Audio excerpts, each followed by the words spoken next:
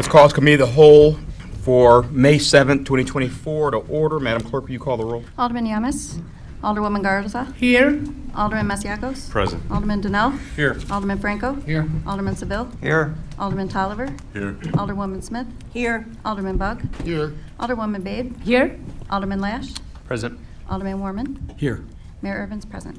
Is there a motion for the approval of the minutes So for moved. April 16, 2024, moved by Alderman Smith, second by Alderman Garza?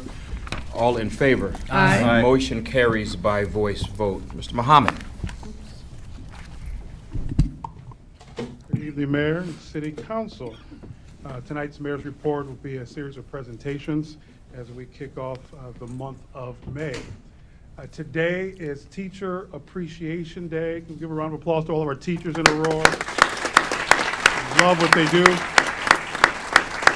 Former educators, including the mayor, who's a professor at Aurora University. Today we spent time over at Brooks Elementary School, hanging out with teachers, and the mayor presenting them with gifts and thanking them for their service. This first Tuesday of the month is Teacher Appreciation Day, but it comes in the middle of Teacher Appreciation Week. Just giving a shout out to some of our educators. Dr. Craig, our inaugural chairman of the Aurora Education Commission, received the Regional Superintendent's Award last week for Kane County as he prepares to retire. We can give him a round of applause. We're very proud of the work that Dr. Craig is doing. Along with that, Kane County Educator of the Year, the Administrator of the Year, Annette McMahon, also on our Human Relations Commission, Principal of Oak Park Elementary School. We give her a round of applause.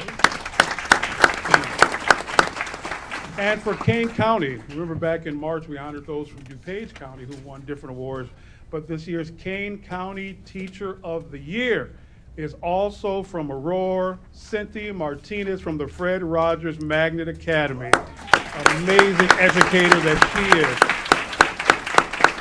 But wait, there is more. We have award-winning teachers here in Aurora, so not only did we have leaders in DuPage County win, Kane County win, we also, this year, as announced last Tuesday, for the first time in 40 years in Aurora, the first time ever in Indian Prairie School District 204, the Illinois State Teacher of the Year, Dr. Rachel Mahmoud from Georgetown Elementary School.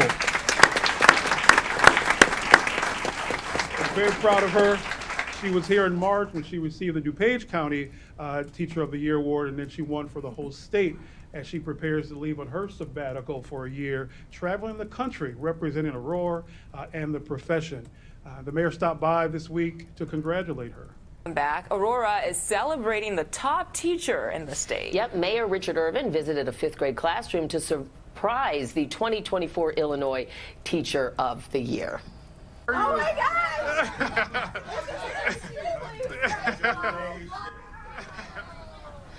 Dr. Rachel Mahmoud won the award from the Illinois State Board of Education, and Mayor Irvin gave her flowers and a proclamation naming May 31st as Dr. Rachel Mahmoud Day in Aurora. So now, therefore, I, Mayor Richard Irvin, commemorate this milestone year of her career and do hereby proclaim the last day of 2023-2024 school year, Friday, May 31st, 2024, as Dr. Rachel Mahmoud Day in the city of Aurora.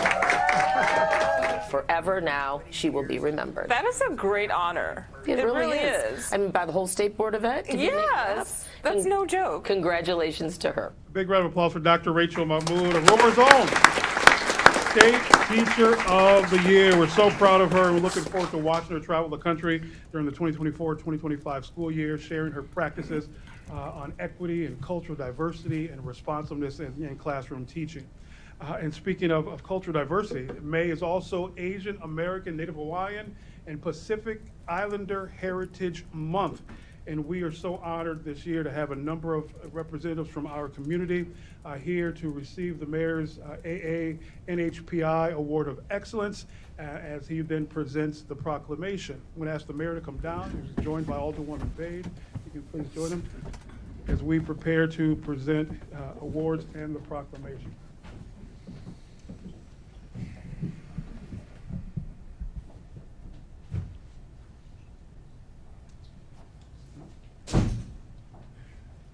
Thank you so much. We have a number of representatives of the AA-NHPI community here with us, staff members and community members that the mayor would like to present the Mayor's Award of Excellence to, just for their work in the community and here at City Hall. First is our Harvard Fellow. We got to say Harvard Fellow, as she comes to us from Harvard for 2 years, really working on our senses. And we can give a round of applause for Miss Jamie Lee.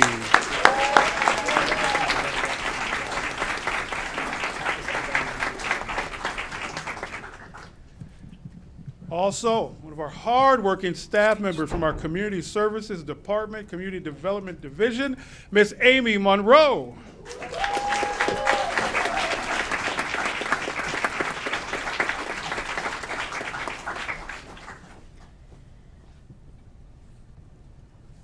We have so many organizations in Aurora really working to advance the cause of cultural diversity.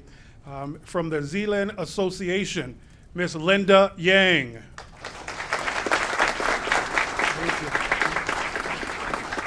Thank you so much.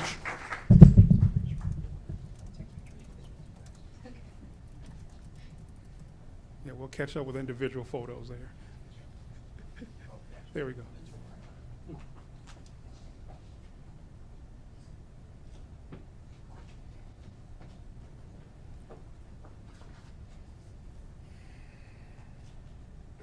We're so proud of our partnership with Penn Entertainment. As you well know, we have a $360 million new Hollywood Casino Aurora Resort in the process of being built here. Our partnership with Penn certainly has taken us forward in the future, but we certainly have had a long-standing partnership here representing Penn Entertainment, Mr. Robert Choi. Hey!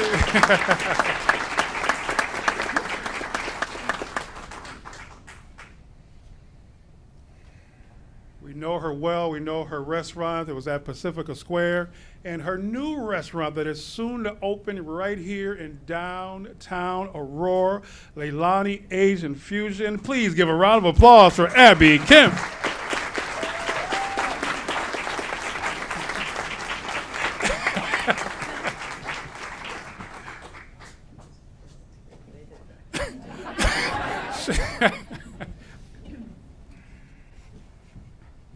Joined by another fellow business owner. She's had a long-standing dance company here in Aurora, and she and her husband own an entertainment company. She just really puts the culture first. From Dance Fuse Studios, please welcome Linda White.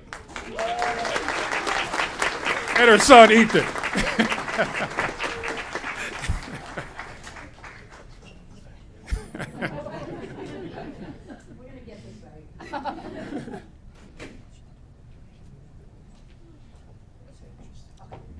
We are so proud of the work that we have and the partnership that we have with Pacifica Square as it's being built as the largest Asian-themed shopping center in the United States of America. They've transformed that corner of Aurora. They have amazing events, amazing businesses here representing the Windfall Group. Judy Nee, Jasmine, and the entire team, come on down. Windfall Group, come on down.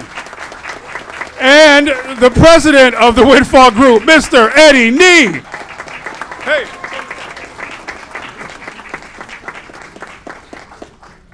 The global businessman that he is, we're so honored that he's joined us today.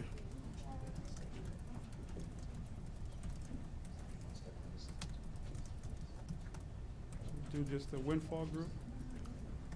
Thank you to the Nee family for all that they do for Aurora as well.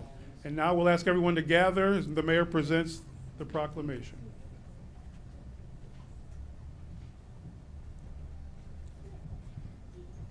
It is my absolute honor to present this proclamation, Asian American, Native Hawaiian, Pacific Islander Heritage Month. Whereas throughout our history, the Asian American, Native Hawaiian, and Pacific Islander, AANHP communities have played an integral role in shaping the identity and character of our country, enriching our community with their traditions, values, and contributions.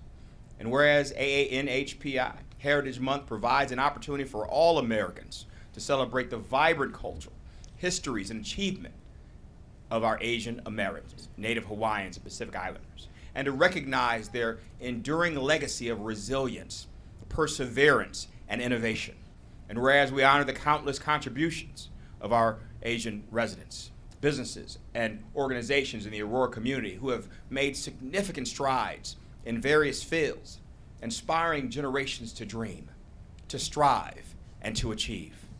And whereas AANHPI Heritage Month also serves as a time for reflection and remembrance, acknowledging the challenges and injustices faced by Asian communities throughout our nation's history, and reaffirming our community to fostering inclusion, equity, and justice for all. Now, therefore, I, Mayor Richard Irvin, do hereby proclaim May as Asian American, Native Hawaiian, and Pacific Islander Heritage Month as we come together as a community to honor and diversify and be resilient in the Asian communities. Let's give them a round of applause. Big round of applause. Let's stand for a group photo. And as we take that group photo, we'd like to announce that on Saturday, May 18th at Pacifica Square, if you guys could all look ahead, we have the ANPHI celebration. It's going to be a wonderful celebration of cultural entertainment, of food, just a wonderful time. There's a hot ramen contest that Robert Choi won last time. We're looking forward. There's a wing challenge. Oh, got you. Practicing. Okay, so that's definitely. And so that's on Saturday, May 18th, 1 to 6 p.m. at Pacifica Square. And we are proud to announce tonight that after working with our Asian American groups of Aurora, we are proud to announce that we're going to begin the process this year for the first ever Asian American Heritage Advisory Board in the city of Aurora. Round of applause. Keep the applause going for our Asian American community. We see you, Ethan. Thank you so much, everyone.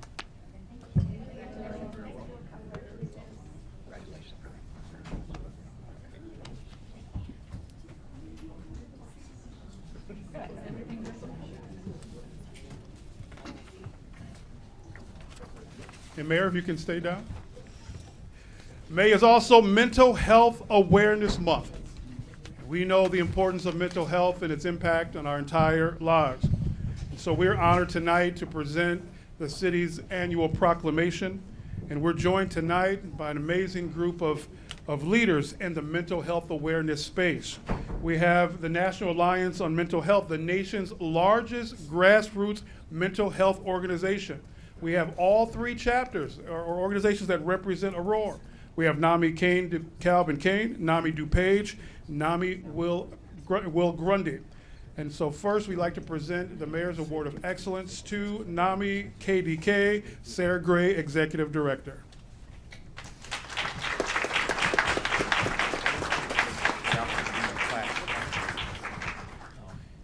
I'd like to give this Mayor's Award of Excellence. It's honorary presented to mental health during Mental Health Awareness Month to NAMI KDK for being a champion of mental health in Aurora and for providing access to mental health services, support, and treatment while working to eliminate barriers and disparities and accessing quality care. Let's give them a round of applause.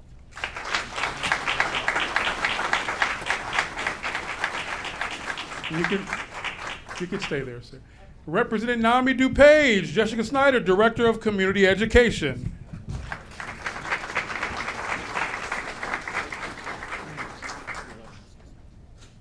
This Mayor's Award of Excellence is honorably presented during Mental Health Awareness Month to NAMI DuPage for being a champion of mental health in Aurora, for providing access to mental health services, support, and treatment while working to eliminate barriers and disparities and accessing quality care.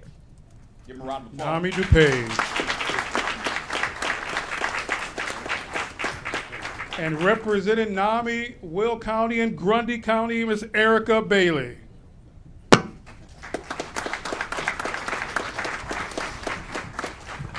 So this is a double whammy here. The Mayor's Award of Excellence is honored presented to mental health during Mental Health Awareness Month to NAMI, Will, and Grundy for being a champion of mental health in Aurora, providing access to mental health services, support, and treatment while working to eliminate barriers and disparities and accessing quality care. Let's give them a round of applause. Awesome. Alongside the NAMI family, we also have Ellie Mental Health, a national community organization that emphasizes creativity and innovation to fill the gap in mental health care with more than 180 clinics throughout the country. We're so proud that Ellie Mental Health Aurora has joined our community. Please welcome Clinic Director Dana Pavlou.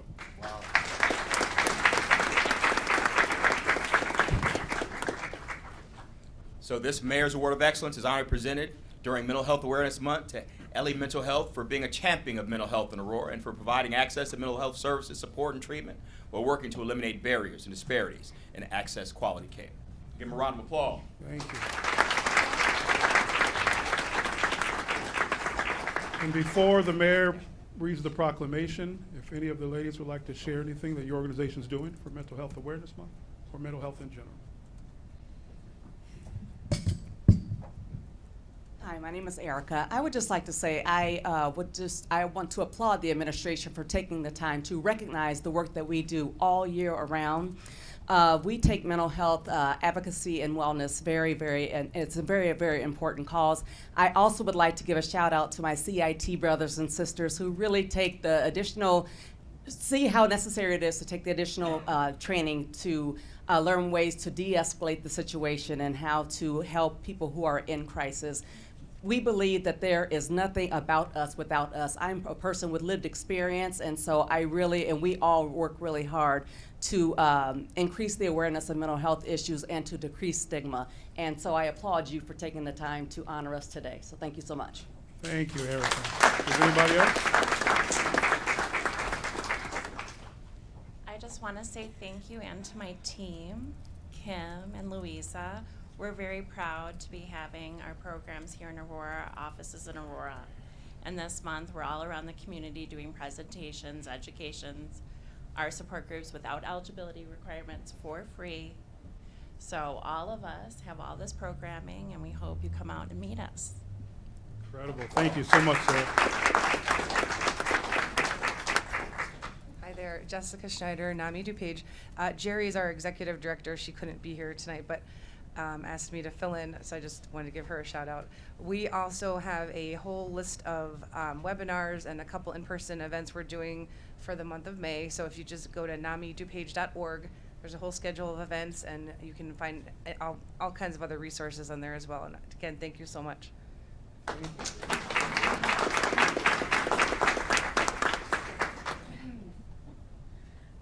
On behalf of myself and my new staff, we're so excited to be a part of Aurora.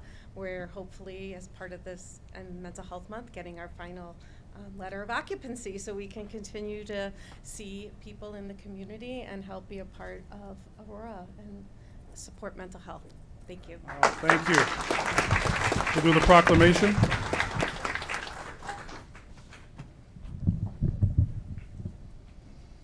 It is my honor to read this proclamation for Mental Health Awareness Month, May 2024. Whereas mental health is an integral part of overall well-being and recognizing its importance is fundamental to fostering a healthy and inclusive society. And whereas millions of individuals worldwide are affected by mental health conditions, and breaking the silence and stigma surrounding mental health illness is crucial to ensuring those impacted receive the support, understanding, and resources they need. And whereas Mental Health Awareness Month provides an opportunity for communities to come together to raise awareness, educate, and advocate for mental health issues, promoting understanding, empathy, and acceptance. And whereas in Aurora, there are life-saving organizations like these providing access to mental health services, support, and treatment while working to eliminate barriers and disparities in assessing care.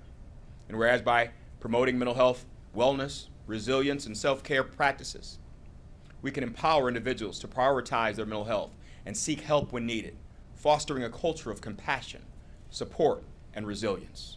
So therefore I, Mayor Richard Irvin, do hereby proclaim May as Mental Health Awareness Month as we join together to raise awareness, reduce stigma, and support impacted individuals and families in our community. Let's give them a round of applause for everything they do. Take a picture with the mayor.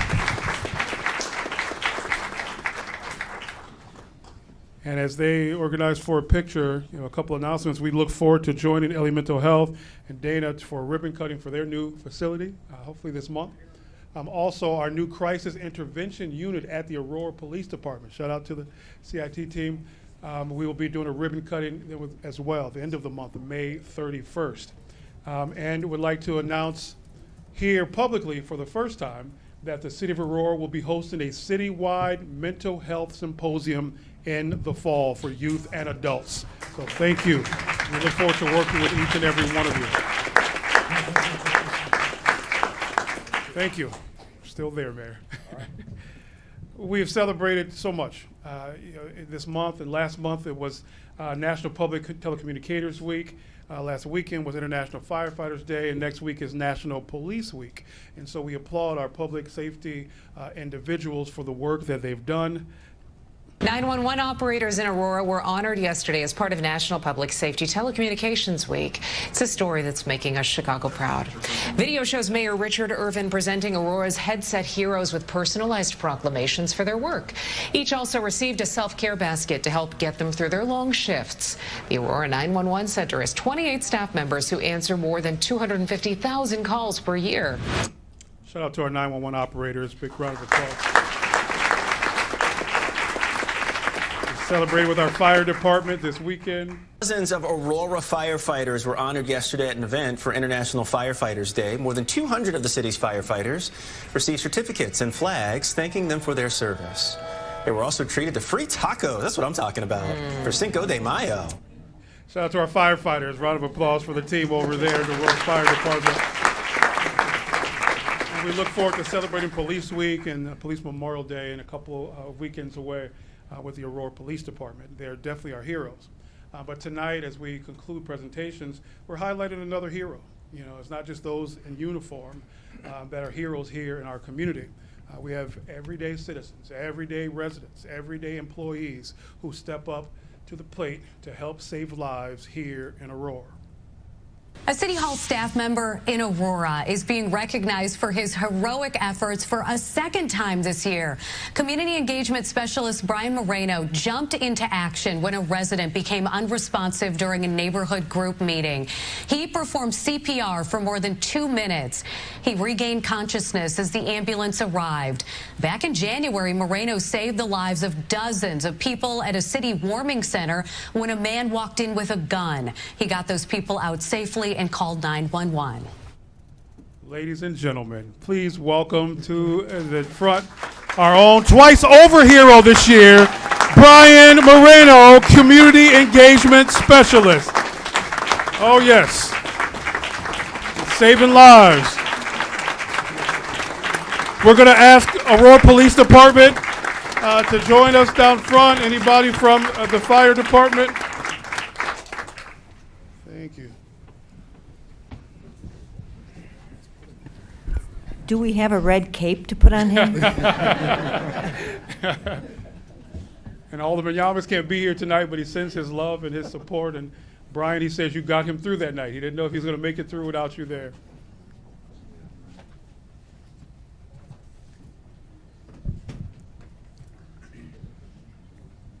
You know, before I read this, a Mayor's Award of Excellence, let me talk a little bit about Brian and who he is as a person. As you heard in the news clip there, this isn't the first time Brian is receiving an award of this caliber. The first time was this past winter at a warming center where an enraged person came in with a gun, hitting people, pistol whipping people with the gun and pointing the gun in people's faces.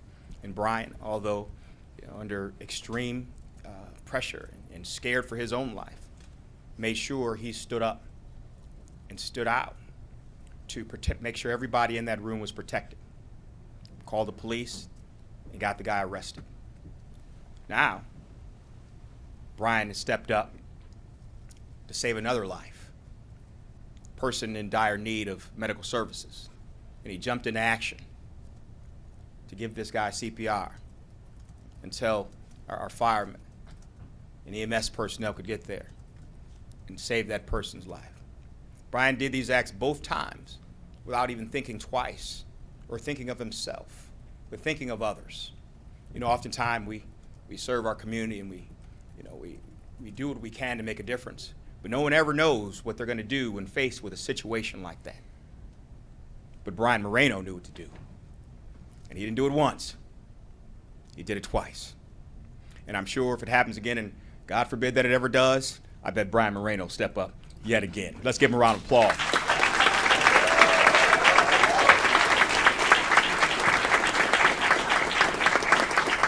So I am honored, absolutely honored, to give this Mayor's Award of Excellence presented to Brian Moreno for yet again being a hero in the community, for saving a life of a resident. You are valued and appreciated and needed, my brother. Let's give him a big round of applause for making us proud.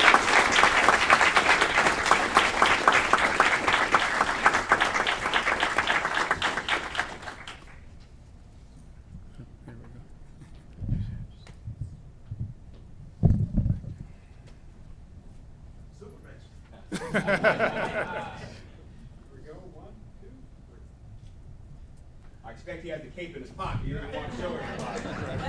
But let's give Brian a few minutes just to say some words of what he was feeling and why he felt the need to step up and give a helping hand. So I want to start off and give thanks to God, because if it wasn't for him, I wouldn't have the strength or the reaction not to hesitate in situations just like the warming center.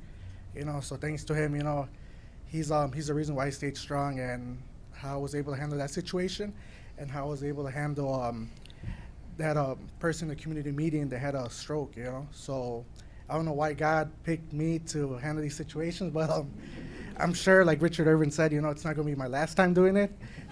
Not that I plan to be out and about, but growing up, I always want to be a superhero, who wanted to be a superhero growing up in here?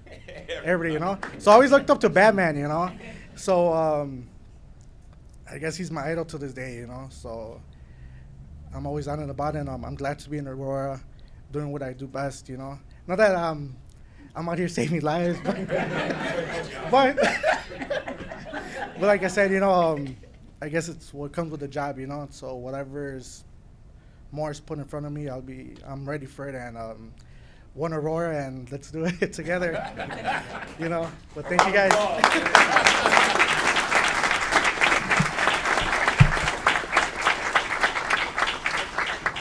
so much. Congratulations, Brian. Thank you to Ms. APD and AFD for being here with us.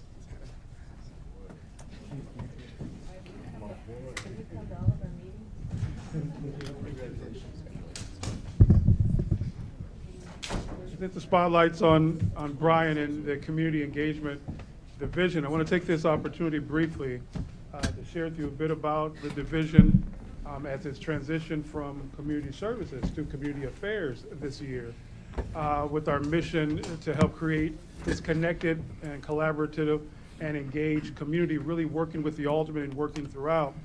The division has 4 positions. We're currently hiring for a community engagement manager. We're in the interview process. There's a community engagement coordinator, Nick Thompson, who is here. There he is. And our 2 community engagement specialists, Karina Suarez-Darden, who we know well, and Brian Moreno. How we've restructured them to work with you as aldermen in particular under the Community Affairs Department is that each of them have aldermen that they're responsible for their neighborhood meetings, anything that you may need for your events, and things of that sort. The community engagement manager, once that person is hired, will have the alderman at large to be responsible for, to work with. Our community engagement coordinator, it's wards 9 and 10. They literally sat at a table and kind of drew straws. And then we kind of shuffled from there. We has Ward 9 and 10, because he has additional responsibilities in the department with our mentoring program, with our Interfaith Alliance. And both of our community engagement specialists have 4 wards each. Wards 2, 3, 6, and 7 are with Karina Suarez-Darden. And the remaining 4 wards, 1, 3, 5, and 8, with Brian Moreno. And so as aldermen, you know who your connections are in the community engagement division. And we'll be there at your events, not just to host the table, but to be there to assist, to help, and to plan. But because we're under MOCA and there's other divisions that work with them, we're also connecting each of you with an events liaison. So each of the community engagement individuals have an events staff member who works with them. And so as you're planning your events, when you need that extra eye on logistics and things of that sort, Mike Nelson's team will be there to help as well. And then finally, we're looking at new partnerships as we really work in the community. And take an opportunity now, giving a shout out to Karina Suarez-Darden, who implemented a new partnership with Ward 7. in the TBOC community. The Lutheran Family Services, has their Bright Starts and Families initiative, and I believe they're here tonight. Yeah? Okay, you can raise your hand. Come on, stand up there. We have the entire team. We give them a round of applause. They're doing work throughout the Fox Valley. And so as we work to engage our neighborhood groups, we're looking all throughout for partnerships. So they brought their Bright Families initiative here to Aurora. They're up in Elgin, up and down the Fox Valley. They came to a neighborhood group meeting. We're so impressed with the energy and the connection that they wanted to bring there to that neighborhood group, working with Ward 7 Alderman Brandon Tolliver, Karina Suarez-Darden, implementing that at the TBOC Center weekly throughout the summer months, working with parents as they stay connected with their children. So thank you to the team for choosing Aurora. And if you stick around, you can talk with any of the other aldermen as we work to expand. Another round of applause for Lutheran Christian Family Service. Thank you. Thank you, Alderman Tolliver. If you have any questions on the restructure community engagement division, please let me know. But as you can see, they're literally out here saving lives. And so we look forward to continue to work with you throughout the year. And we wrap up tonight by announcing the Memorial Day Parade, Monday, May 27th. We look forward to kicking off our parade season in Aurora and announcing publicly for the first time tonight our Grand Marshal of the 2024 Memorial Day Parade is none other than local legend and hero, World War II veteran Dick Miller. He's 97 years old, and he will lead us in the Memorial Day Parade. He's so excited. So we look forward to seeing everyone at 10 a.m. on Monday, May 27th. Thank you, Mayor. Thank you, brother. All right, that concludes the mayor's report. Let's go on to public comment. Madam Clerk, do we have any members of the public wishing to offer public comment? We do, Mr. Mayor. Will you read the rules of public comment, please? Pursuant to the Open Meetings Act, all persons shall be permitted an opportunity to address public officials under the rules established and recorded by the council. Under our rules, any person may address the committee of the whole for up to 3 minutes with a maximum of 30 minutes allotted for all public comment. No person other than the timekeeper or the chair for the purpose of maintaining order may interrupt a person recognized for public comment during his or her comments. Members of the committee of the whole shall not engage with nor respond to a speaker during the time set aside for public comment. Staff is directed to follow up with members of the public with respect to any concerns raised during public comment within the scope of the city's authority following the adjournment of this meeting. All right, before I ask the clerk to call the first speaker, let me just say this. We're starting the regular portion of our business here in City Council. And I know many people are here for the presentations. So at this point, I'll give everybody that's here for presentations. Now, you're welcome to stay and participate in the whole meeting, but if you have to leave, I'll give you this opportunity to file out, and we look forward to seeing you again. So I'll give folks a few minutes to head out.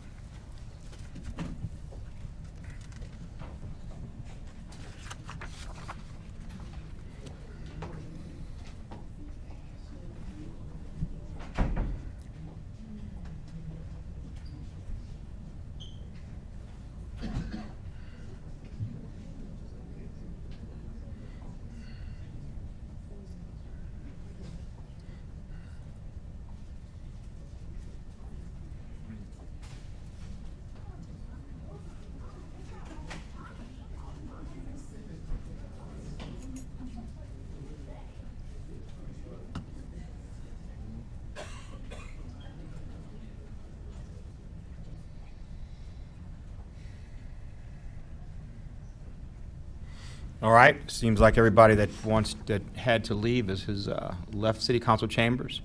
Appreciate you folks staying and participating in our meeting. Madam Clerk, will you call the first speaker? Manmeet Singh Alawalia and Bijoy Valor.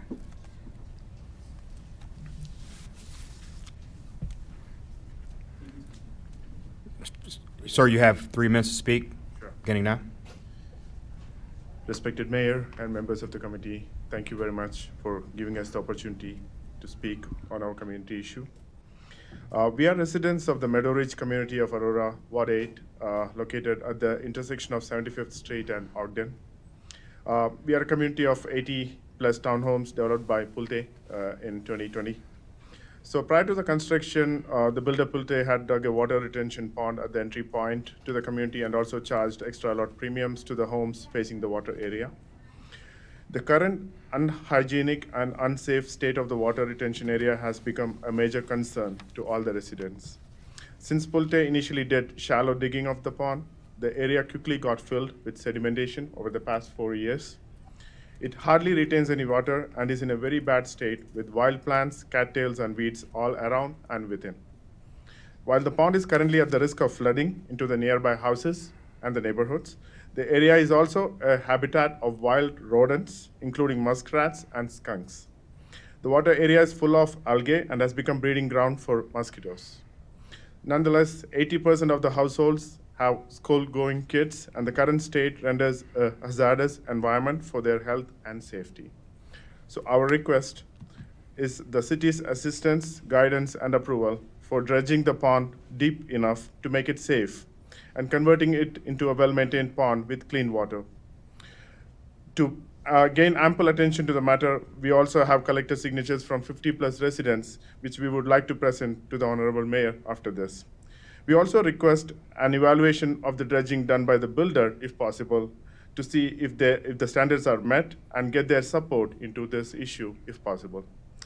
Expecting your help and support for an earlier resolution of our concern. Thank you very much. Thank you, sir. Madam Clerk, you call the next speaker. Bijoy Valor. Are you going to speak separately? No, he spoke for. Thank you. For both? All right. Next is Adam Pauley.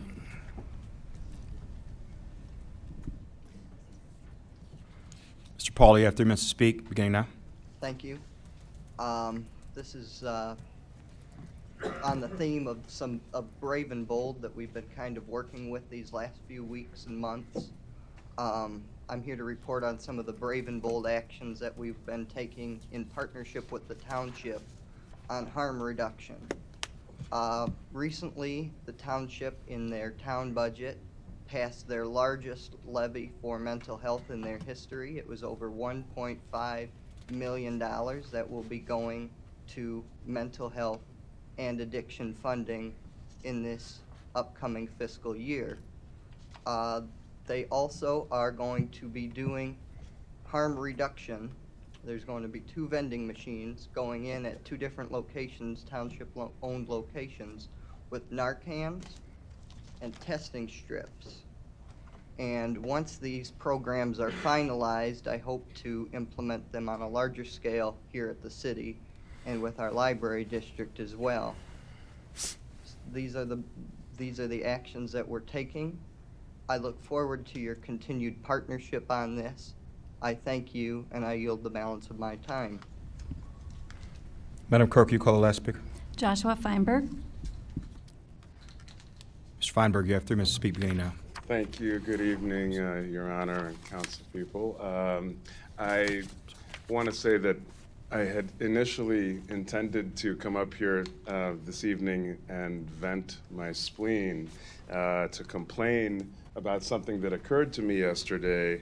But after sitting in on this meeting for the first time as a citizen of Aurora, I think I have a lot more to feel proud about this city, and the way you all handle this business makes it very difficult for me to approach it the way that I was yesterday, which was pretty angry. My water was shut off yesterday. I got home and there was a red slip in my door that says, "Your water was shut off." And I thought, oh God, I don't know how that happened. I get water bills from the Fox Valley Water Reclamation District and from the city. Apparently the last couple of notices I didn't notice. Maybe those of you out here who have people open your mail for you can understand how difficult it is to stay on top of some things sometimes. Fortunately, I called. People were very nice on the phone. I was able to make it down to City Hall and pay the bill, and the guy, Ed, the guy who turns off the water and turns the water back on, was at my house when I got back home. Very friendly guy, and it was difficult for me to be angry with him because it's his charge to turn off water and turn on water. So I want to say that I'm fortunate enough to have been able to afford to run down and pay the water bill. I imagine that there are citizens here who might not be in that situation. And if I'd gotten home an hour later, I'd have had no water for the night. My kids would have had no water. My animals would have had no water. Over $221. Certainly not a tiny amount, but I don't know if it's an amount enough to shut someone's vital services down. And so I reached out to Alderman Donnell, and which is incredible because he answered his cell phone on the third or fourth ring, and was incredibly responsive to me, and looked into what my concerns were about how the water department follows up with missed bills and how they do that business. So I was very impressed that he took the care to find out what's going on, and he had answers for me. And considering what his answers were, you know, as a teacher and as a parent, I recognize you have to lay out boundaries and follow those boundaries. You can't, you know, infinitely warn people. You have to act. But in this case, it just felt to me like you all acted, or the department acted with a little less reason than I would hope they had. So thank you for your time. I see that I'm just about out. That concludes our speakers for the day, Clerk. Thank you. It does. All right, thank you very much. Let's go on to the next section of the agenda, committee reports. Chairwoman Patty Smith, can you give the Building, Zone, and Economic Development Committee report, please?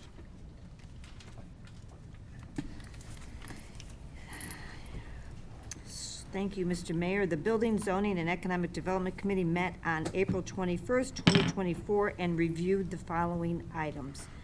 24-0095, an ordinance establishing a conditional use plan development and approval of the Xyla plan description for the property located at 1125 Aurora Ave. Consent? No object. I'm sorry. Alderman Lesh. Thank you, Mr. Mayor. Do we know this used to be a gas station? Do we know why the last gas station closed up shop? And then also when I was reading the notes from the Building and Zoning Still a gas station. meeting, it was unclear whether there's tanks still in the ground from that It's previous. still a gas station, right? It wasn't still. Let me introduce myself. Ed Sieben, Zoning and Planning Director. For some reason, it doesn't seem like your microphone is working. Sorry. Step up to it a little bit. There you go. Sorry. Ed Sieben, Zoning and Planning Director. This site was a gas station, but it was torn down in 2018. The same owner who had the gas station then is the proposed developer here. So he'd be able to answer your questions on the gas tank. So first question, why was the first gas station demolished? May I read the three items into? Are they all They're all the the same? same. All right, They're go all the ahead. same. So let me go ahead and read the next two as well. Sure. And then any questions can be answered. So the next item is 240096, a resolution approving the final plot of Zazzle subdivision located at 1125 Aurora Ave, and 24-0097, a resolution approving the final plot of the Zazzle subdivision located at 1125 Aurora Ave for a retail sale and service 2100 use restaurant with a drive-through facility 2530 use and a gasoline station 2831 use. And those three items are all on the same topic. For first question, there was an original gas station there, and you Yes, had that I demolished. just want to make one correction. Go ahead. We are the current owners of the property. My business partner had owned that particular property for the last 20 years. Okay. Over the last 15 years, the entire gas station business has changed significantly. Just a standalone gas station does not survive anymore. It must have food service or other things to go with it, a nicer building, a cleaner facility. And this particular station was just a small station, very limited business, and it shut down for that reason. My business partner gutted the whole station, removed the tanks, kept the land vacant, empty for many years. And so now we decided to come in and build a whole new station with new tanks, drive-through facility with either a coffee concept, a national branded coffee concept, or a national branded food service chain with, electric charging facilities for EV vehicles. So just state-of-the-art station. Sounds great to me. Any other questions, Alderman Lesh? No, so Yeah, I heard you say that tanks were removed. Thank you. Oh, yeah, about And- 10 years ago, maybe, it was. And the change in business plan is just to have a drive-through food service option. And a newer store building, a coffee. larger building that has a lot more product, and, you know, in and out accessibility will be better. The tanks, I mean, the pumping stations will be in a better location. The way people can drive in, get gas, get out. Thank you. Ease of operation. Any other questions? Thank you, Yes. sir. Any other questions? Yes. I'm sorry, Alderman Buck. Yeah, just from the renderings, and you answered a little bit. I was just looking to see what the renderings say cilantro taco grill or something. Yes. That was just something you threw up there. Not Or that have we- you talked to a taco grill? Oh, yeah. We know the owners of that concept. They've Okay. gone national. They've gone, you know, they're franchising. Okay. So we're speaking to them and a couple of other concepts. Okay, excellent. Thank you. Any other questions? Consent on all three. No objection, these items will go on consent. Okay, Mr. Mayor, the next 5 items do not require action here at COW. They, the appeal process has gone past and they stopped at committee. Would you like for me to read them into the record or Yes, just? read them in the record, that's Okay. fine. So item number 24-0219, a resolution approving the final plot for Lincoln Crossing South Subdivision Phase 1A on vacant land located at southeast corner of Viola Road and Del Webb Boulevard. Item 24-0220, a resolution approving the final plot of Lincoln Crossing South Subdivision Phase 1B on vacant land located at the southeast corner of Viola Road and Del Webb Boulevard. Item number 24-0224, a resolution approving a final plan for Lincoln Crossing South Subdivision located at the southeast corner of Eola Road and Del Webb Boulevard. Item number 24-0279, a resolution approving the final plot for Wheatland Crossing Subdivision Phase 1 on vacant land located at the southeast corner of Ogden Ave and Farnsworth. And lastly, 24-0280, a resolution approving a final plan for Wheatland Crossing Subdivision Phase 1 located at the southeast corner of Ogden Ave and Farnsworth Ave for a one-family dwelling, 1110 ROW dwelling, party wall, 1130 use, and future commercial use. And none of these require any action. And Mr. Mayor, that is the end of the BZ&E report. Thank you, ma'am. Mr. Mayor? Alderman Buck. I just want to see if the, on the last two, if the petitioner's here. D.R. Horton? Okay. All right. You don't have any questions? You just want to see if they were here? Yeah. All right. No, D.R. Horton's not here. So we're all good. Let's move on. Okay. Yeah. Yep. We'll All right. Chairman Franco, can you do the Finance Committee report, please? Yes, Mr. Mayor. The Finance Committee met on April 25th, 2024, and reviewed the following items.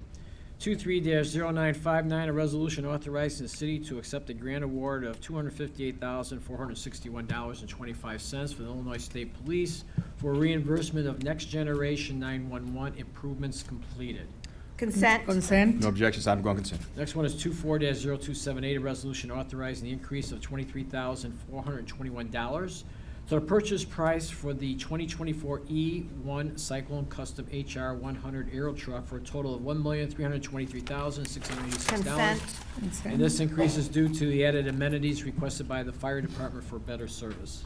No objections, item go on consent. Next one is 24-0306, a resolution authorizing a change order to the contract award to Ultimate Chronos Group for a combined scheduling, time, and attendance solution in the amount of $48,600. Consent.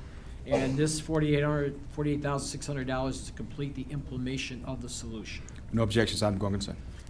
Next one is 24-0307, a resolution to award $243,686 to NTI National Technologies, Downers Grove, Illinois, to provide an alternate fiber infrastructure route to the Fox Valley Habitat for Humanity Habitat Green Freedom Subdivision. Consent. King County feels they can no longer lease fiber to municipalities as they had in the past under the current state law, which is what was projected to happen for this project. They may not have an update on legislation pertaining to this until the fall. Hence, the request to use an amended route with our own fiber is necessary as the connection must be completed by the end of June to facilitate pre-construction planning activities. No objections, item go on, I'm sorry, Alderman Lesh. Just a quick question on this item. we will own the cable after this. Yes. Then we are leasing it to Greenfields, or we're leasing it to Nicor. Who are we leasing this to if we own it? And then I assume it's just connecting to some hub point off the ring. Mr. Piggy? So good evening, Mayor and City Council. We did have a presentation prepared for this based on the questions that came up from Alderman Franco from last week. So I do have a presentation. I can probably skip through it in about less than 5 minutes, and it will give a complete overview. Then we can probably address most of the questions that you just asked, Alderman Lash. Let's do it.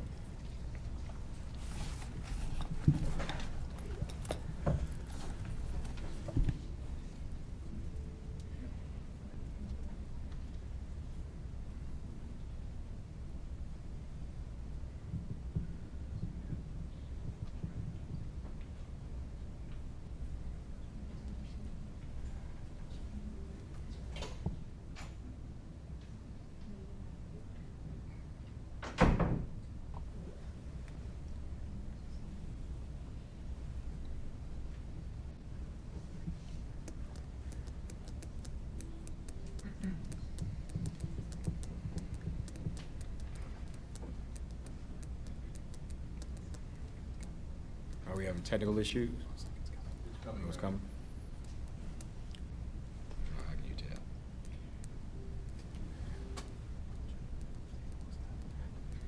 Oh, he's coming. You may need to rub some fiber to this facility.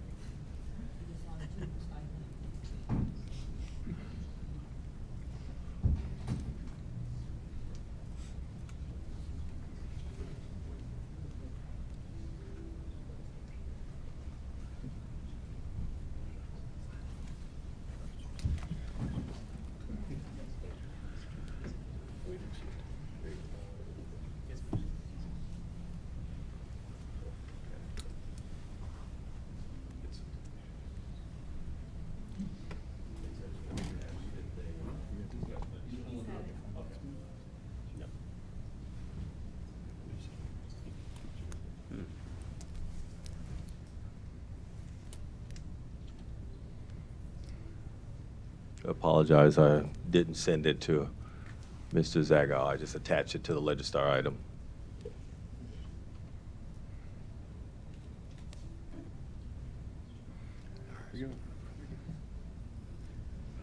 All right, so Mike Piggy is Chief Information Officer for the City of Aurora. So this resolution that's in question was basically to award $243,686 to NTI to provide an alternate fiber infrastructure route to the Fox Valley Habitat for Humanity and the NICOR plot there on Jericho Road.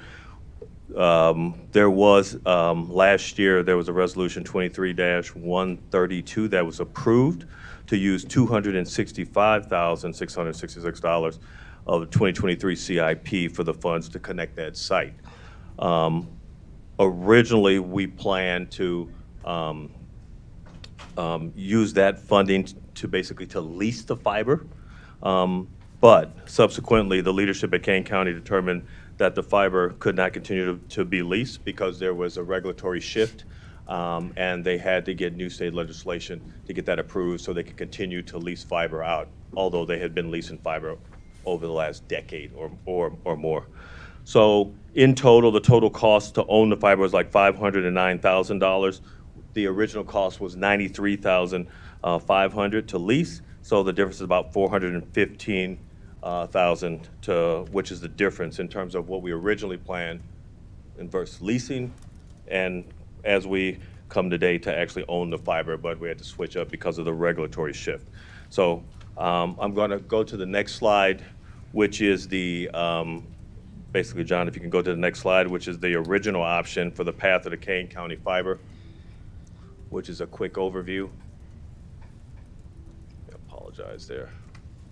So as you can see on the screen, the original option for the Kane County fiber was basically to lease fiber from the intersection of Orchard Road and Sullivan down to Orchard Road in Jericho. That is Kane County fiber, and that was the original option, to basically to lease 2 dark fiber strands from Kane County. That's exactly about 6.5 linear miles, but it's about 13 strand miles of fiber. Next slide, John. So the next slide is just the intersection of Orchard and Sullivan Road, which is the vault. So it has to piggyback from each intersection to get down to Jericho Road. Next slide. And the final point is intersection of Orchard and Jericho Road, which is a vault there, as you can see in the south area there, which would basically shoot back east down Jericho Road. The next slide. So the proposed option, because of that regulatory risk, and we thought that Kane County would have that legislation remediated by September of 2023, but they came back to us and said we have to wait until September of 2024, basically, to have the new legislation. So with that being said, and also with the current project, with a projected date of June, or I believe it's July of 2024, we said we have to find an alternative path. So instead of leasing the fiber, we thought it was a good idea in the beginning. We just said, you know what, we're just going to basically build it out and own it ourselves. So that's the difference, right? So the proposed option, as you can see on the screen, is the city-owned fiber path, which would come off Prairie Road or Prairie Avenue. It would come down to Jericho, down the route there. I can't see the exact street name, but it would go under the railroad tracks, and then it would shoot back west, back down Jericho Road to the site. So that's the proposed path. That's city-owned fiber that we would basically build out. Next slide. So with that, just to kind of a high-level summary. So basically just to break down the total cost of ownership for the fiber optic cable, leasing versus owning, and I think, Alderman Lash, that's your question. So basically the key points is there, the lease cost, we were looking at an annual cost of $13,000 for years 1, 10, and 20, which over 20 years would be $52,000. There's also a yearly maintenance cost, which is $1,950 per year for all 20 years, which is $39,000. And then there's an initial setup fee, one-time fee for $2,500, which would be incurred the first year, which is totals that $25K. And so the grand total for overall cost for the 20 years to lease, maintenance, and also setup was $93,500. So as you can see there, I won't read that bottom conclusion, but bottom line was IT conducted that analysis of total cost of ownership, which includes both the purchase price and operating costs over the asset's lifespan. After comparing the total cost of ownership of owning versus leasing, we decided to invest and own the fiber infrastructure, and this decision not only mitigates that regulatory risk that put us back an entire year, but it also creates enduring value for the City of Aurora residents, and also it contributes to making that site the first smart neighborhood in the state of Illinois, and actually the Northern Hemisphere. So with that, if you can go to the next one, I'd ask, thank you for your time, and address any questions that you may have. Questions? Alderman Lesh? Yeah, just to clarify, thank you for the presentation. I was a little confused about the annual lease part. I understand it now as you've explained it, but I guess my question was more to make this a smart community. Is NICOR going to lease the broadband infrastructure from us to provide that service to the residents of that community? We're building out the infrastructure to the site.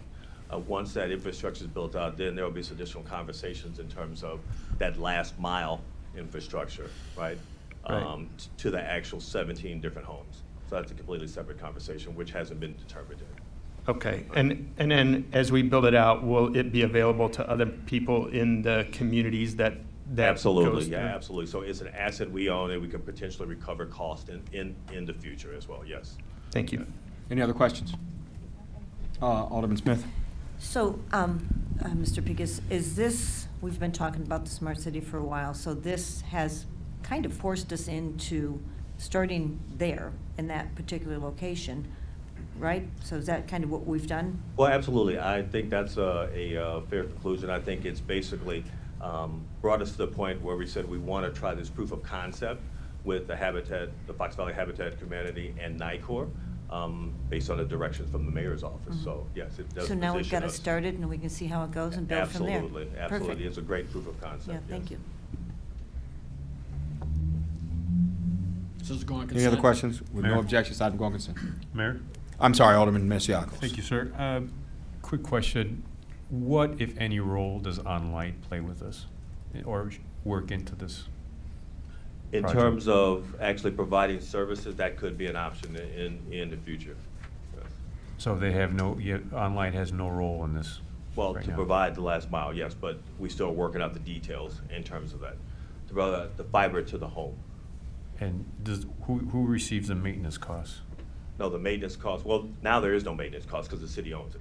So Okay. the city manages that fiber to the site. So it's already OnLight doesn't manage infrastructure. fiber anymore for this, in the city? OnLight right? doesn't manage the backbone to the site. OnLight just manages last mile to either anchor institutions, commercial institutions, schools or hospitals, things of that nature. All right, thank you, Mr. Mayor. Any other questions? No objections, item go on consent. And Thank finally, the Finance Committee also discussed items 24-0318, 0319, 0320, and 0228, all of which are in the new business, and these pertain to license plate readers of the Outlet Mall. We'll address those a little bit later. That concludes the Finance Committee report. Thank you, kind sir. Chairman Seville, can you give the Public Health, Safety, and Transportation Committee report? Yes, please? thank you, Mayor. The PHS&T Committee met on April 23rd, 2024. The first item on the agenda before us this evening is 24-0248, a resolution establishing the maximum number of Class A package sales, gas station beer and wine only, liquor licenses unofficially related to the application from DAMJ Team Inc., DBA 711 at 1202 North Viola Road in Aurora, Ward 10. We're doing this because there's an ownership change. No objections, item go on consent. The second one was 24-0258, a resolution approving estimated payments in the amount of $122,000 to Macon County Law Enforcement in partnership with Richland Community College for police recruit training, lodging, and meals in 2024, with the idea the state's looking to reimburse to help us pay for some of the costs there. No objections, item go on consent. And then lastly, Mayor, 24-0273, a resolution awarding West Hauling Landscaping and Tavares and Sons Lawn Care Illinois as the 2024 contractors with a possible two-year extension for lawn mowing services as part of the special lawn mowing support program within the city of Aurora. We're looking to Consent. service 100 people this year, of people with having disabilities and seniors. These were the three lowest bidders, and there is a waiting list, just so everybody knows. So, No objections, item go on consent. Consent. and that's a report from PHS&T, Mayor. Thank you very much. Chairwoman Wani Garza, can we give the Infrastructure and Technology Committee report, please? Yes, Mayor. We met on April 22nd. The first item is 240997, a resolution authorizing the Director of Purchasing entering an agreement with Crowley Industries Ltd., 651 South Southern Road, Suite 214, Streamwood, Illinois, 60107, and the amount of $1,383,869 for construction and the new fueling station, the new public facility work. 240260, a resolution authorizing the Director of Purchasing to purchase 3-year subscription for remote desktop connectivity software to Optiv Security Inc. of Denver, Colorado for $134,109.12. No objections, item go on consent. 24-0281, a resolution to award the Marion Avenue, Lafayette Street, and Seminary Avenue sewer separation project located in Ward 3 and 4 to Performance Construction Engineering LCC of Plano, Illinois, of the bid amount of $1,027,780. No objections, item go on consent. 24-0286, a resolution authorizing the acceptance of bid pricing from various contractors for supplemental snow removal services and a snow and ice control service for 2-year contract with the optional to 1-year extension for the division of street maintenance. No objections, item go on consent. Quick question, Mr. Mayor. I'm sorry, Alderman. Lesh. Thank you. After committee, I talked with some of the other aldermen about this bid proposal. I'm just curious if how many of these contractors that we're hiring are either minority-owned or women-owned. I see Semper Fi, I'm assuming they're veteran-owned, but just curious if we take that into consideration. It does, I'm sorry, Tim Forbes, Superintendent of Streets for City of Aurora. We don't really take into consideration in this fact is that we're taking all of them. So it really doesn't come into play, but I can tell you there's 3 or 4 of them that are minority-owned, so. Thank you. However, Mr. Muhammad, are you still in the City Council Chambers? Even better. Can you talk a little bit? Right, no, I think you're right. Can you talk a little bit about our MBWB program we're implementing with the City of Aurora now? Yeah, Jolene Coulter, Director of Purchasing. We will be able to track that our MWBE vendors. With our snowplow, we'll be able to know who's a veteran MWBE. We are implementing soon, probably in the next few months, we'll start doing goals and actually implementing those into our contracts for construction, architecture, engineering as a starting point, and then we'll move on to goods and services from there. So. And this is based on the disparity studies, just to reflect their recollection about when we voted on the disparity study and kind of how we got to this. It feels like forever ago now, doesn't it? Right. But yeah, we did do the disparity study, and we did come up with obvious places we felt we could do better. We implemented some software that will allow us to track the down to the subcontractor levels, MWBE statuses, which will be a huge help. It won't be a manual process, and we'll still be able to get that information. So. Thank you very much, Jolene. Does anybody have any questions based on that? Thank you very much. Appreciate that opportunity. Okay. With no objections, item going consent. Okay, next item, 24-02AA, as resolution to award the Hat Crest Division Water Main Improvements Project located in Ward 5 to Brand Excavating, Inc. of Morris, Illinois, of the bid amount of $2,908,475. No objections, item going consent. 24-0303, a resolution requesting approval to continue with Tech Benefit Technology of the Palm Beach Garden, Florida, as the city benefits enrollment and administration software provider in additional year for amount not to exceed $65,500. No objections, item going consent. 24-0304, a resolution authorizing the Director of Purchase to purchase CCTV device from Scientel Solutions, LLC, 2021 North Yola Road, Aurora, Illinois, 60502, for $15,247.38. Unfinished. Unfinished. Okay. They conclude the meeting, Mayor. Thank you very much. Let's go on to our final committee. Chairman Ron Warman, can you give the Rules, Administration, and Procedure Committee, please? Sure. Thank you, Mr. Mayor. The Rules Administration and Procedures Committee met on April 16th, 2024, and reviewed the following items. 24-0077, a resolution authorizing the reappointment of Mavis Bates and the appointment of Tim Paulo, Marissa Martinez, Cornelius Mack to the Mayor's Sustainable Aurora Advisory Board. Consent. No objections, item going consent. The next item was information only, 24-0265, a discussion item to create a policy for implementing parking restrictions in the public right-of-way. No action needed. No action needed, yes. Alderman Lester, do you have a question? I guess my only question is did we arrive at a threshold for how many neighbors have to approve it before the city takes action? We did not, so And Ken Schroth and his team just came to us, gave a presentation, and we gave him our feedback, and they were going to take that and then create something and bring it forward again, so. So there'll be an opportunity to review at some point in the future? Exactly, All yes, right. yeah. We'll Thank review you. it. No action needed on that. Go ahead. Last item on the agenda, 24-0285, a resolution authorizing the appointment of L. Don DeRazio to the Civilian Review Board. Consent. No objections, item going consent. Mr. Mayor, that concludes Rules Administration and Procedures. Thank you very much. Let's go on to new business.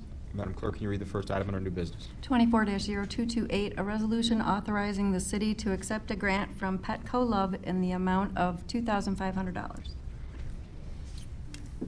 Madam, state your name.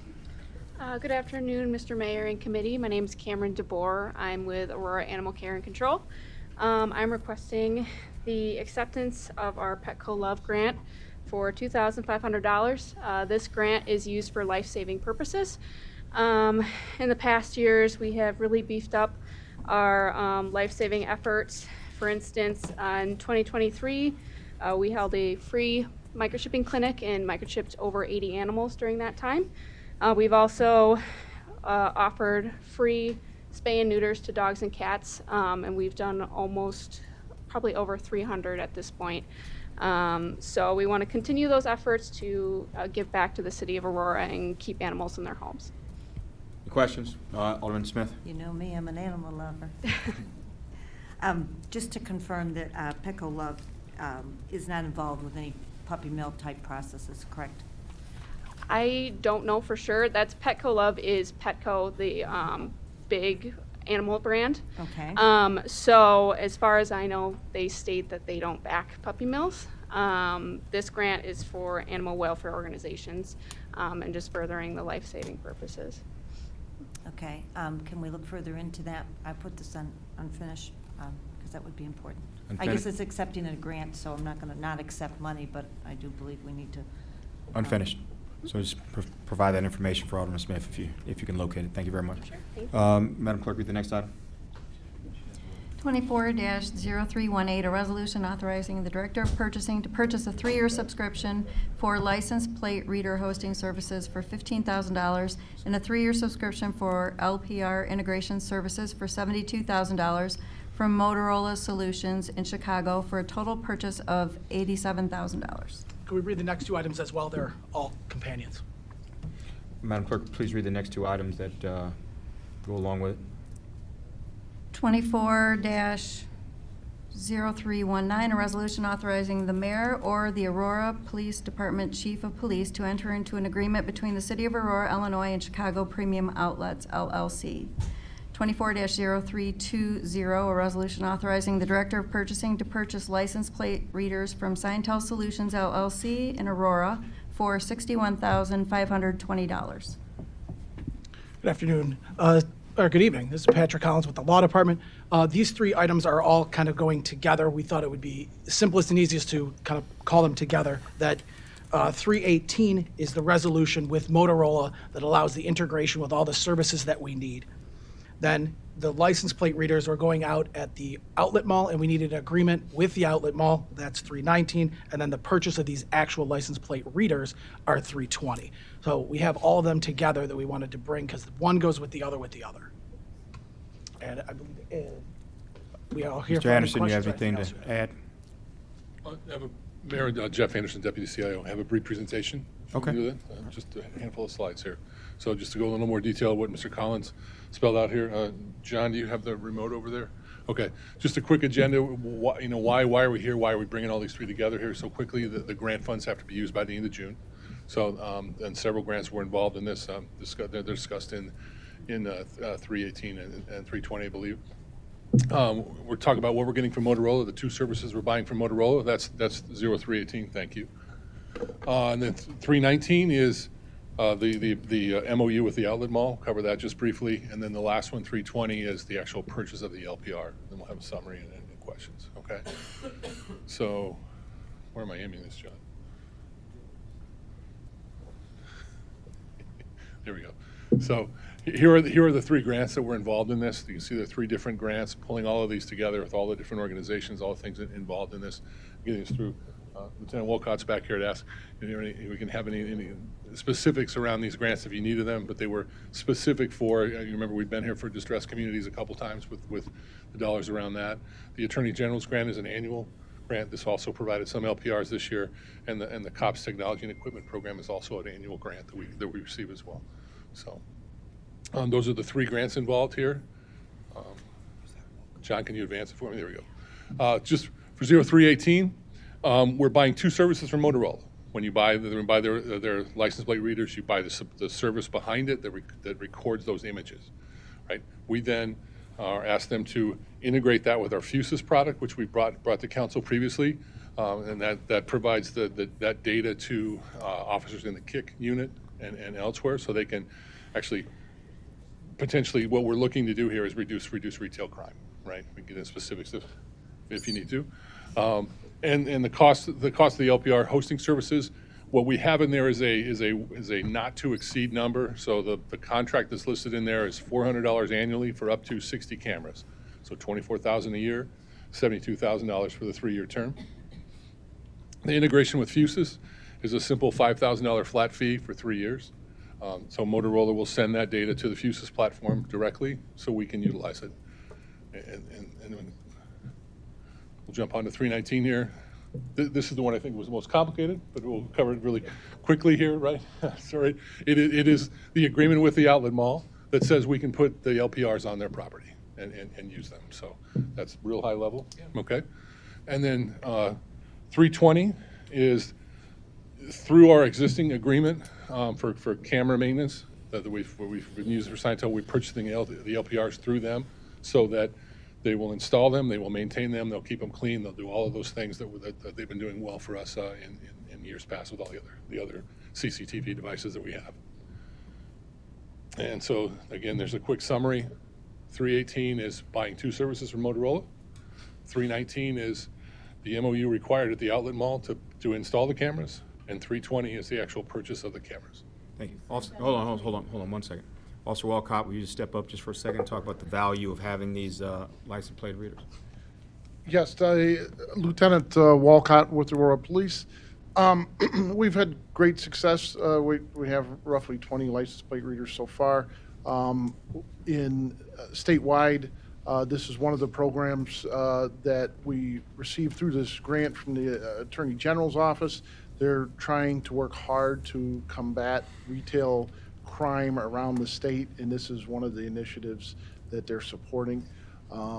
With the outlet mall's proximity to 88 and to people from all over the Chicagoland area, makes it a vulnerable target, so that's one of our main focuses there. But we've had so far great success in solving crimes and trying to make Aurora a safer place. Questions? Alderman Lash. Sure. I think mine's going to go more to the use of this, which would be you. So how do we? Lieutenant Walcott, I believe is his name. Yes. Not you. The as far as who gets flagged on these, like obviously if there's an Amber Alert, that person's license plate's going to go in and be a flag. But I'm just curious who else is getting flagged. The standard is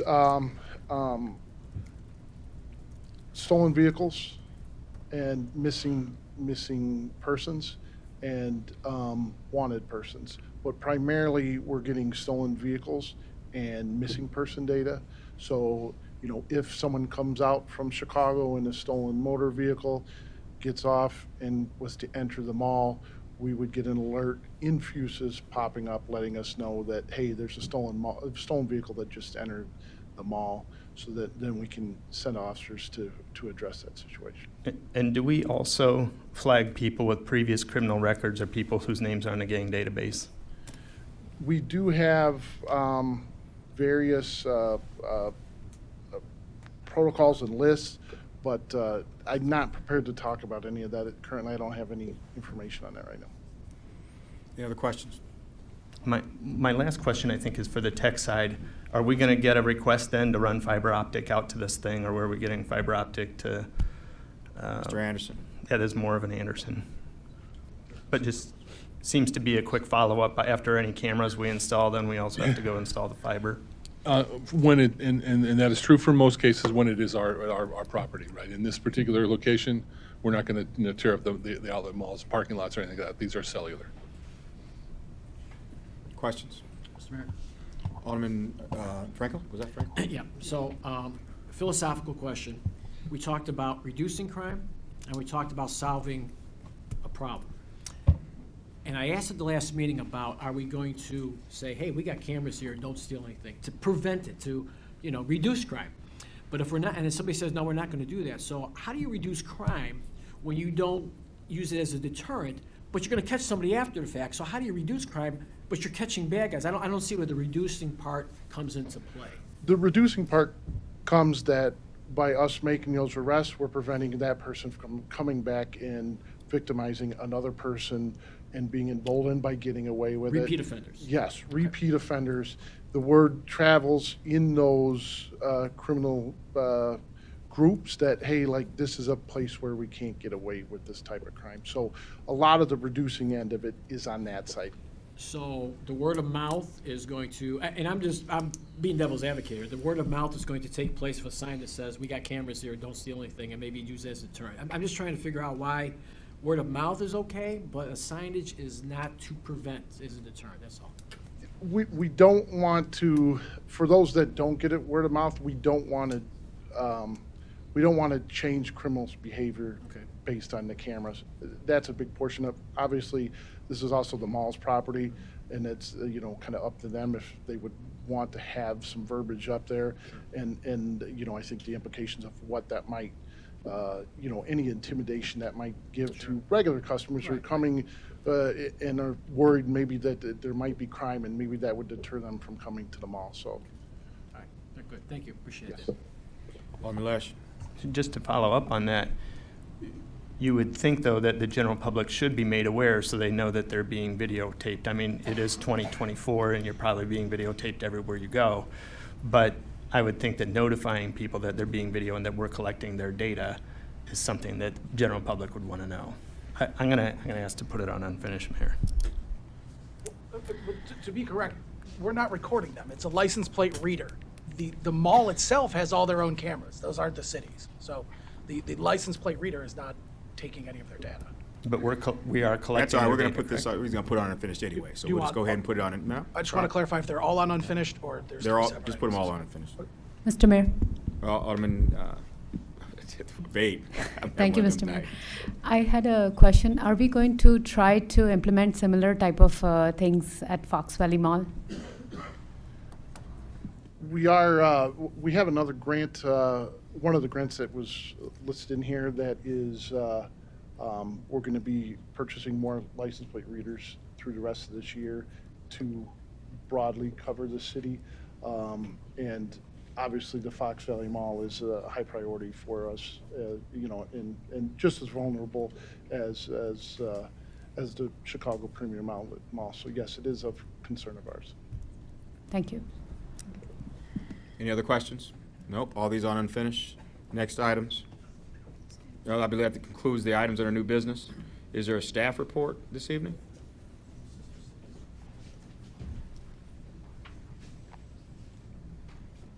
We got a closed session on that? Good evening, Mayor and Council. My name is Martha Paschke. I'm the Director of Innovation and Strategy. I am here tonight to present something that I believe holds a great deal of potential to benefit the city of Aurora in both tangible and intangible ways. So, sister cities for Aurora, Illinois. I assume you all can see the presentation too, right? Okay, just checking. If you're like me, you may be vaguely aware of sister cities and think you have an idea of what they are, but maybe not have a full grasp of the value and the potential benefits of sister cities. So I've spent a lot of time investigating this and looking at it as a potential project or program for the city to undertake that could provide a lot of benefits in a lot of different areas that the city has interests in. So what are sister cities? Sister Cities International was actually established in 1956 under President Eisenhower with the goal to promote peace through mutual respect, understanding, and cooperation, one individual, one community at a time. And I think we can all agree that we live in a world that would benefit from more of that. Sister Cities involves a formal process to establish a mutually beneficial relationship, which can include arts and culture, business and trade, youth and education, and community development. The potential that this holds really depends on the path that the city would decide to take in any relationship that it would form. There's also a possibility of establishing friendship cities, which has just a lesser requirement in the relationship. So to give a good overview of the history, the benefits, and the resources that are available through Sister Cities International, I have a short clip that's from their website. Why have a sister city in the United States? Let's start with what is Sister Cities International. Sister Cities International, or SCI, is the organizing entity for U.S. sister cities. It was founded in 1956 by President Dwight D. Eisenhower, now the premier global organization for citizen diplomacy. With over 450 U.S. cities in 2,800 partnerships in 140 countries of the world. The members are dues-paying cities, and they elect the governing board of directors. SEI is the recorder and poster of official sister cities documents.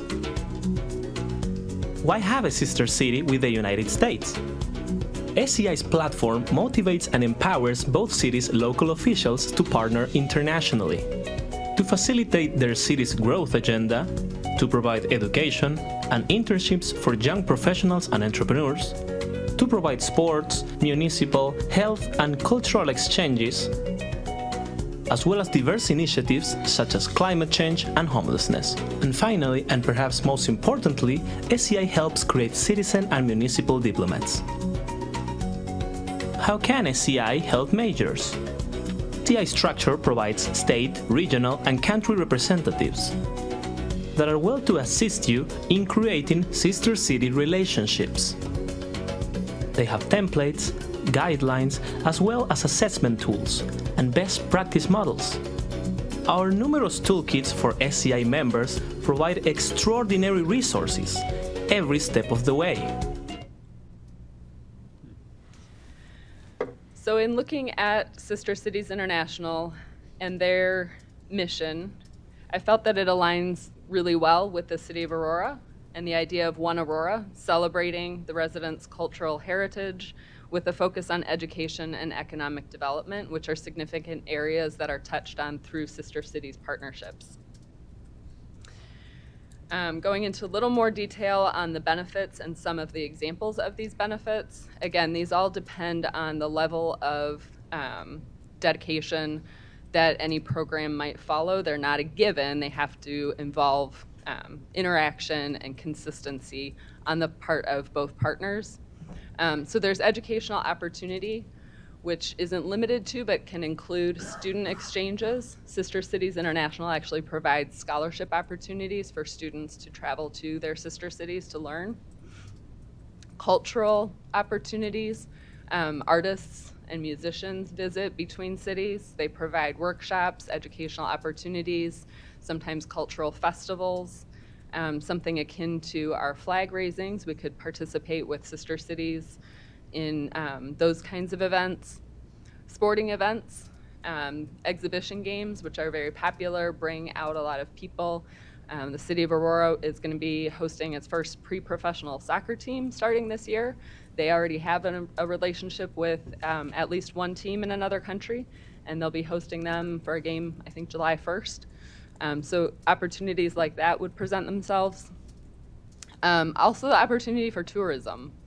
When, we're not a Chicago, we're not a New York, but if we have a sister city, when people come from a sister city and visit Aurora, they go back and they tell their friends and family about the things that they experienced here, and that can increase tourism at a smaller level in a more strategic way with cities and countries that have a lot in common or similar cultures to the City of Aurora. Innovation is a big one. There are a lot of opportunities, especially when partnerships are formed with cities that have a lot in common with Aurora. So some of the examples that I found other cities partnering on for innovation are around climate resilience, university partnerships, public art installments, other things like that. There's a long list of cities of light in the world, and a lot of those actually have light festivals, something like we're going to have later this year. So there are opportunities to learn from each other on things like that as well. Collaborative problem solving. A lot of the issues and problems that we face in our city are issues and problems that are common in other parts of the world. And there's always more that we can learn from other people who have similar experiences and maybe tried different things that we haven't tried yet. Business development and growth. So I didn't touch on Nashville, Tennessee has a sister city in Edmonton, Canada. They work together on transportation. They have similar population size, similar issues with transportation. A really great example of the business development and growth opportunities is the partnership between Birmingham, Alabama, which actually is a population almost exactly the same as Aurora's. Their sister city is Liverpool in the UK. They created an EB-5 visa program to attract investors. They actually won the 2016 Innovation Award for Economic Development for the program that they established with their sister city, Liverpool. They attract investors through a program where if foreign investors finance projects of $500,000 or more and produce jobs in low-income areas for 3 years, they can qualify for family green cards. So it's an innovative and collaborative way to help grow business and increase jobs in communities. There's also really good examples of medical training and partnerships where teaching hospitals like Rush Copley host training and conferences for sister cities, hospitals, and train their staff, and they might collaborate on new ideas that they're working on. And then there's humanitarian assistance. A great example of that was Karachi, Pakistan, raised funds to assist Houston, Texas when they experienced flooding. So the Sister Cities website provides a wealth of ideas and opportunities. Choosing sister cities, they do recommend that you look for cities that have similar demographics, similar diversity, similar populations. Population size can vary depending on development of a country. Sometimes lesser developed countries, you want to look for a larger population because they are more likely to have a lot in common in terms of industry and education and things like that. Geography, other cities that have rivers, other cities in plains like Illinois may have similar issues that we encounter and may have creative ways of working with those things. Similar histories. There are other, cities out there in the world that have gone through things that Aurora's experienced and may have learned lessons that we could learn from them. On commerce, industry, obviously that increases opportunity for innovation and development and growth. And then existing relationships. There are people in our city who have strong ties to other countries, who might know leaders in other cities that might make a natural fit to be a sister city or a friendship city with Aurora. So that's kind of the process of choosing sister cities. And then what next steps would look like. I would recommend, and it is common for cities that have sister cities to have a commission that oversees that relationship. While city leaders participate in establishing the relationship, it's really the engagement and participation of the community and the commission that sustains and ensures the success of the relationship. We would want to work on budget details for fiscal year 25. Budgets can really vary. Again, it depends on the level of commitment that the city wants to have, the level of involvement with potential sister cities. I've seen everything from a few thousand to tens of thousands, and that's something to explore. Identifying cities and beginning to explore relationships. They do recommend having one visit on each side of a relationship to ensure that it's a good fit and that everybody's on the same page about what it is they're looking for in a sister city relationship. And then using the resources that are available through Sister Cities International. They have a lot of the connections, the direct connections to leaders in other countries and cities. They have guidance and tools to provide on how to establish and maintain relationships, and they offer a lot of programming and ongoing training that everybody can benefit from. And that's what I have for you. Well, thank you very much. That was very enlightening, a lot of information. Look forward to getting this program started and on track.